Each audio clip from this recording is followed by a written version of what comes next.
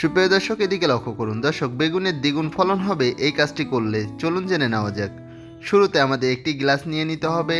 এবার এর মধ্যে আমাদের 50 ml পরিমাণ ভিনেগার নিয়ে নিতে হবে। এটাকে অনেকে সিরকা নামেও চেনে।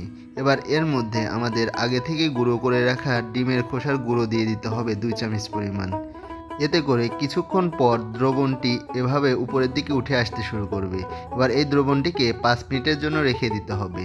5 মিনিট পর যখন দ্রবণটি এরকম হয়ে যাবে, তখন এই দ্রবণটি আলাদা একটি পাত্রে 2 লিটার পরিমাণ পানি নিয়ে এর মধ্যে এই দ্রবণটি দিয়ে দিতে হবে। এখন এই দ্রবণটিকে এভাবে ভালোভাবে নেড়ে নিতে হবে।